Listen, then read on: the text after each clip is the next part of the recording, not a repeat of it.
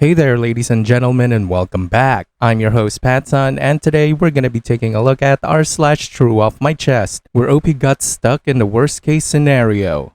Let's begin. The pandemic left me locked in my house with my cheating wife. Posted by Reddit user Psychology Typical.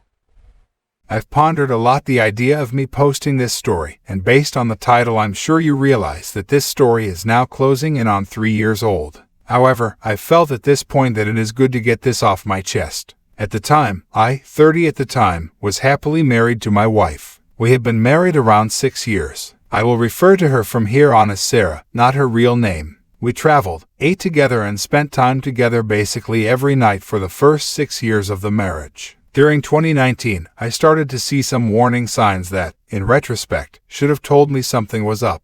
In early 2019, I had to be out of town for a work conference, the first time that I had ever been gone overnight from home without her. She immediately suggested that her friend might come visit and even stay over those days. Now for context, this friend, 29 male, I will refer to him as Mark, is someone she texted all the time. They were close friends, and I know for a fact had been intimate with before we met. I put my foot down and said no, pointing out he never came over in 6 years, except the one time I was gone. While she got mad, she respected my wishes to the best of my knowledge, and the scenes from the security cameras. There were other things as well that gave me pause, but for the interest of time I will move on. By the end of this, you are going to be crying like a little bitch. Now we arrive at the end of 2019. As we are in a movie theater together, I notice her writing messages to someone on her Apple Watch during the movie. This was very unusual for her to do, and the messages, although I can't remember them, were a bit strong for a coworker at a new job, but nothing overtly sexual or romantic. I ask her about it after the movie and she brushes it off. Her behavior changes, sitting away from me on the couch, changing in a different room, and so on. I start to wonder, am I being cheated on or what is being hidden from me? I feel tremendous guilt for even thinking about checking her phone for confirmation, feeling that if I do, and I am wrong, there's no point in continuing to be married. After thinking about it for days, I decide to check in January 2020. Now, her phone is always close by, and I don't know the passcode. Luckily, her watch is accessible, and she made the code our anniversary. Irony abound. What I discovered next is horrifying. Sarah and Mark discussing her hookups with a coworker, them mocking me for not noticing what is going on. Sarah discussing how the idea of me touching her is revolting, how she can't imagine having kids with me. We had been trying in mid-2019, so this especially hurt.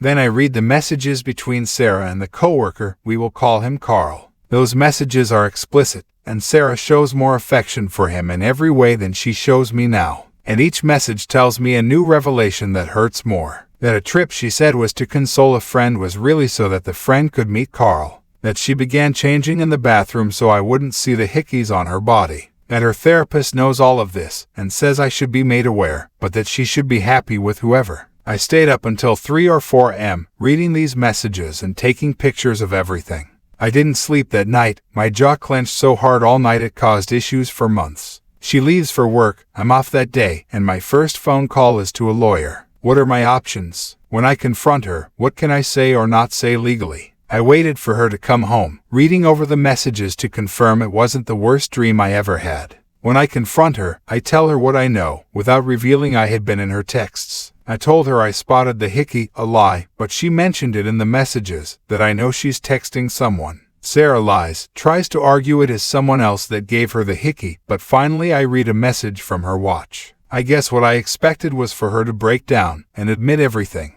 Instead, Sarah explodes in rage that I violated her privacy. The insanity and gaslighting of trying to convince me that I was the bad guy here blew me away. She stormed out of the house and disappeared for 3 days. No communication as to where she was, even though I asked her to tell me where she was staying so I knew she'd be safe. To this day, I only know a small part about where she went or what she did. When she comes back, she tells me she wants to try to fix things and spend some time together. It doesn't go well. I catch her sneaking off to meet with him once again as she foolishly leaves the watch behind, and I can read the messages in real time. I finally tell her in February 2020 that I contacted a lawyer. She insists she won't sign anything until we attend couples counseling.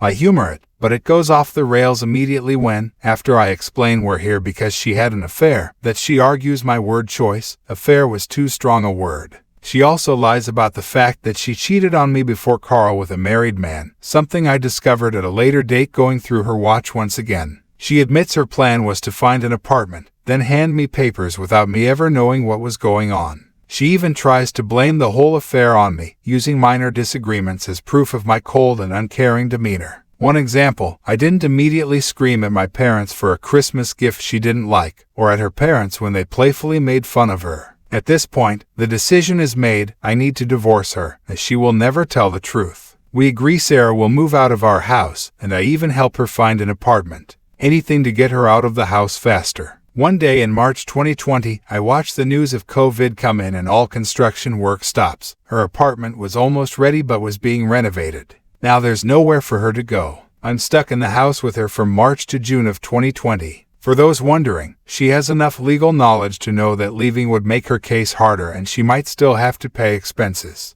Those 3 or so months were hell. Trying to do my job and live in a house with a person who had wronged me and ridiculed me was unbearable at times. We tried, as best we could, to keep it civil and not scream at each other every time we passed each other. Imagine spending 90+ days cooking meals, passing by, and seeing no one else in the world but the person who ended your marriage and broke your heart. Every day featured me essentially locking myself in a room for 8 hours, then doing yard work or working out to avoid speaking with her.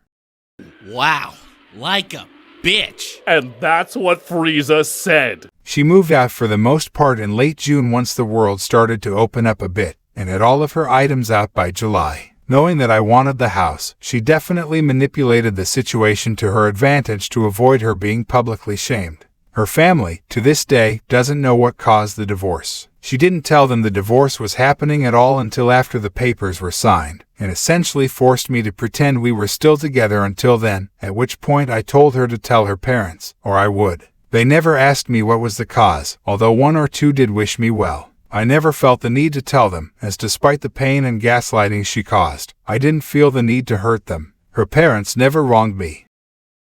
That's stupid! You're stupid! Stop being stupid! Carl and Sarah didn't last. When I found out, Carl told her to leave me and be with him. But she tried to mend our relationship and he walked away from her, so she ended up with no one. Sarah and I rarely speak now unless it's absolutely necessary, which is rare. I've wondered at times if maybe I was wrong for not publicly outing her infidelity. The people who are important to me know the truth. I also never confronted, or spoke to for that matter, Carl or Mark, or her friend, who knew about all of this but never warned me. As for me, I found someone who is truly a good person, and have a great relationship.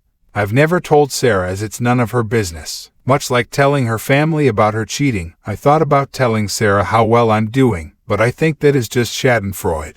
Thanks for reading, and I'd love to hear your thoughts. TLDR. Discovered wife's affair. COVID hit before she fully moved out, forced to live with her through months of the pandemic. Her family doesn't know the truth.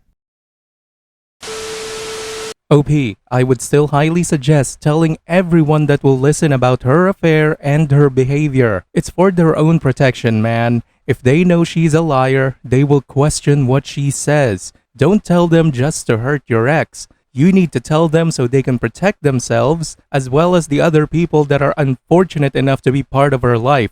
Tell them the truth, or at least all of the things that you can prove, so that she can't lie about it. She deserves that karma biting her ass. Look, man, keeping their secrets is how abusers continue to hurt people.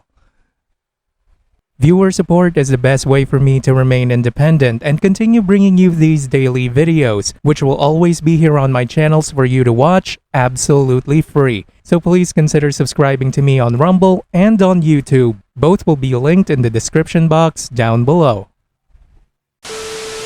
Thanks for listening, everyone. If you even somewhat enjoyed today's story, make sure to give this video a thumbs up, and if you really like it, consider subscribing to PattSun to never miss a future upload. Stay strong.